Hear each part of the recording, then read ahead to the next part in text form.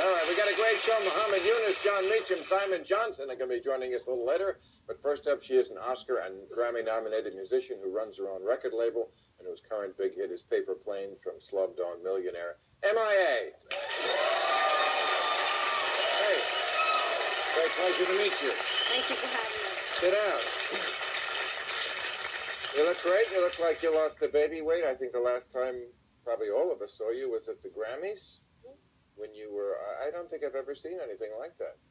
You were dancing around. I thought the Octomom took singing lessons. I never saw anyone that pregnant. Yeah, I just had one, you know. Oh, yeah. Yeah. Piker. And that doesn't hurt the baby to dance like that when you're... No, he came out fine. Yeah. He's dancing right now.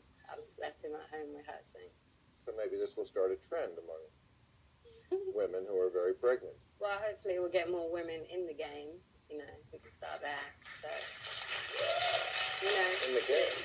In What the game? in the rap game. Oh, in the rap game.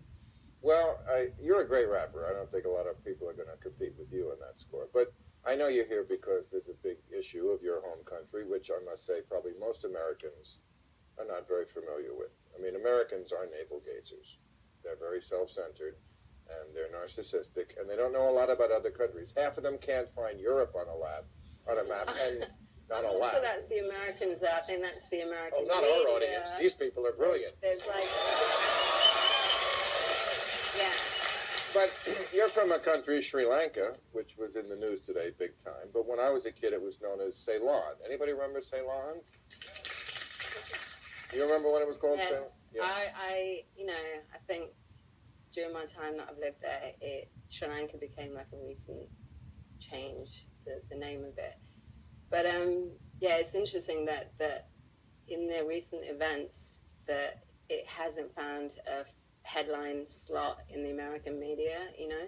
Most of it's been covered on the internet, and the American public kind of has to go on the internet to find and source out the truth, basically. And it's been interesting for me having to deal with what happened after I went on Tavis Smiley to talk about it.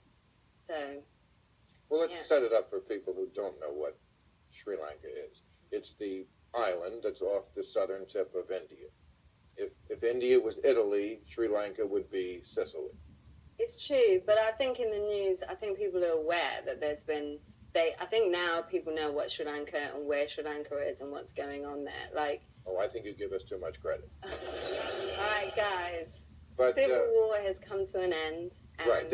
I don't think people even know there was a civil war. There was a long-running civil war between your people, who were the Tamils, right? Yeah. I mean, the thing is that the struggle against oppression started way before the Tamil Tigers, but the Tamil Tigers has made the Tamil issue more famous, you know. We got to go back and set it up for them. I'm sorry. I know you give them a lot of credit, but I don't. Sorry.